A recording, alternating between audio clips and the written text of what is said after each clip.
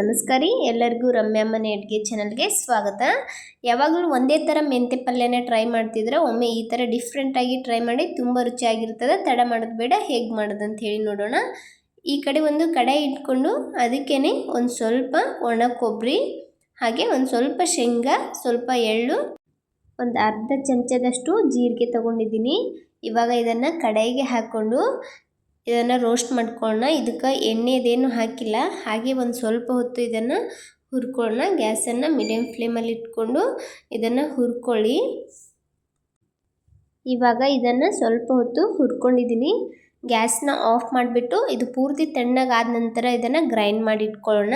ಇವಾಗ ಅದೇ ಕಡೆಗೆ ಎಣ್ಣೆನ ಹಾಕ್ಕೊಂಡು ಎಣ್ಣೆ ಕಾಯ್ದ ನಂತರ ಒಂದು ದೊಡ್ಡ ಸೈಜ್ ಈರುಳ್ಳಿನ ಕಟ್ ಮಾಡಿ ಸೇರಿಸ್ಕೊಂಡಿದ್ದೀನಿ. ಇವಾಗ ಈ ಈರುಳ್ಳಿನ ಚೆನ್ನಾಗಿ ಫ್ರೈ ಮಾಡ್ಕೊಳ್ಳೋಣ. ಸ್ವಲ್ಪ ಕಲರ್ ಚೇಂಜ್ ಆಗೋವರೆಗೂ ಫ್ರೈ ಮಾಡ್ಕೊಳ್ಬೇಕಾಗ್ತದೆ. ಇವಾಗ ಇದಕ್ಕೇನೆ ಒಂದು ಸ್ವಲ್ಪ ಬೆಳ್ಳುಳ್ಳಿನ ಜಜ್ಜಿ ಸೇರಿಸ್ಕೊಂಡಿದ್ದೀನಿ. ಅದನ್ನು ಫ್ರೈ ಮಾಡಿಕೊಂಡು ಒಂದು ಸ್ವಲ್ಪ ಅರಿಶಿನ ಪುಡಿ, ಹಾಗೆ ಒಂದು ಅರ್ಧ ಚಮಚದಷ್ಟು ಧನಿಯಾ ಪೌಡ್ರನ್ನು ಹಾಕ್ತಾಯಿದ್ದೀನಿ. ಧನಿಯಾ ಪೌಡ್ರ್ ಇದ್ದರೆ ಹಾಕ್ಕೊಳ್ಳಿ, ಇಲ್ಲಾಂದರೆ ಅದು ಸ್ಕಿಪ್ ಕೂಡ ಮಾಡ್ಕೊಳ್ಬೋದು. ಹಾಗೆ ಖಾರಕ್ಕೆ ಎಷ್ಟು ಬೇಕು ನೋಡಿಕೊಂಡು ಖಾರನ ಸೇರಿಸ್ಕೊಳ್ಳಿ. ನಾನಿಲ್ಲಿ ಒಂದು ಚಮಚದಷ್ಟು ಖಾರದ ಪುಡಿನ ಹಾಕ್ಕೊಂಡಿದ್ದೀನಿ. ಇದೆಲ್ಲ ಸ್ವಲ್ಪ ಹೊತ್ತು ಚೆನ್ನಾಗಿ ಫ್ರೈ ಮಾಡ್ಕೊಳ್ಳೋಣ. ಗ್ಯಾಸನ್ನು ಮೀಡಿಯಮ್ ಫ್ಲೇಮಲ್ಲಿ ಇಟ್ಕೊಂಡೆ ಫ್ರೈ ಮಾಡ್ಕೊಳ್ಳಿ, ಇಲ್ಲಾಂದರೆ ಖಾರ ಅದು ಬೇಗನೆ ಹೊತ್ಬಿಡ್ತದೆ. ಸ್ವಲ್ಪ ಫ್ರೈ ಮಾಡಿಬಿಟ್ಟು ಇದಕ್ಕೆ ನಾನು ಒಂದು ಟೊಮೆಟೊನ ಕಟ್ ಮಾಡಿ ಸೇರಿಸ್ಕೊಂಡಿದ್ದೀನಿ.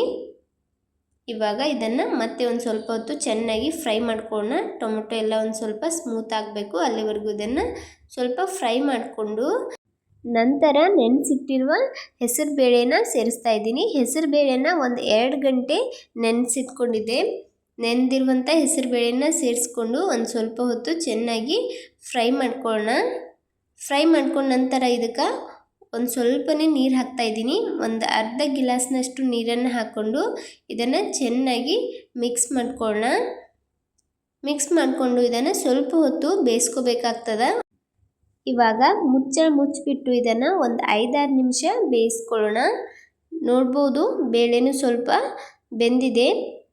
ಇದನ್ನು ಒಮ್ಮೆ ಚೆನ್ನಾಗಿ ಮಿಕ್ಸ್ ಮಾಡಿಕೊಂಡು ಇದಕ್ಕೇನೆ ತೊಳೆದಿಟ್ಟಿರುವಂಥ ಮೆಂತ್ಯ ಪಲ್ಯನ ಕಟ್ ಮಾಡಿ ಸೇರಿಸ್ಕೊಂಡಿದ್ದೀನಿ. ಹಾಗೇನೂ ಸಹ ಹಾಕ್ಕೊಳ್ಬೋದು. ನಾನಿಲ್ಲಿ ಒಂದು ಸ್ವಲ್ಪ ಅದನ್ನು ಕಟ್ ಮಾಡಿಕೊಂಡು ಹಾಕ್ಕೊಂಡಿದ್ದೀನಿ.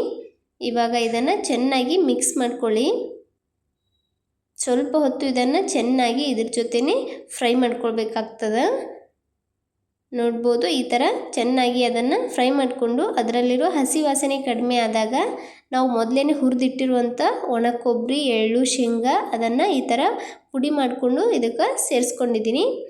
ಆ ಪುಡಿನ ಹಾಕ್ಕೊಂಡು ಚೆನ್ನಾಗಿ ಮಿಕ್ಸ್ ಮಾಡ್ಕೊಳ್ಳಿ. ಒಮ್ಮೆ ಈ ಥರ ನೀವು ಡಿಫ್ರೆಂಟಾಗಿ ಟ್ರೈ ಮಾಡಿ ನೋಡಿ, ಪದೇ ಪದೇ ಮಾಡ್ಕೊಳ್ತೀರಾ, ಅಷ್ಟು ರುಚಿಯಾಗಿರ್ತದೆ. ಇದನ್ನು ಚೆನ್ನಾಗಿ ಮಿಕ್ಸ್ ಮಾಡಿಬಿಟ್ಟು ಮತ್ತೆ ಮುಚ್ಚಿಬಿಟ್ಟು ಇದನ್ನು ಒಂದು 2 ನಿಮಿಷ ಉಮ್ಗೈಸ್ಕೊಂಡ್ರೆ ಆಯಿತು.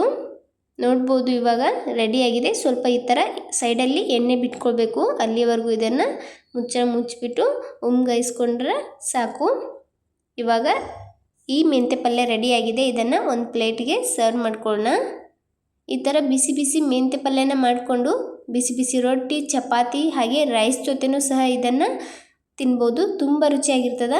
ಒಮ್ಮೆ ಟ್ರೈ ಮಾಡಿಬಿಟ್ಟು ಟೇಸ್ಟ್ ಹೇಗೆ ಬಂದಿತ್ತು ಅಂತ ಹೇಳಿ ಕಮೆಂಟ್ ಮಾಡೋದು ಮಾತ್ರ ಮರಿಬೇಡಿ. ವಿಡಿಯೋ ಇಷ್ಟ ಆದರೆ ವಿಡಿಯೋಗೆ ಲೈಕ್ ಕೊಡಿ, ಹಾಗೆ ಚಾನಲ್ನ ಸಬ್ಸ್ಕ್ರೈಬ್ ಮಾಡ್ಕೊಳ್ಳಿ. Thanks for watching video.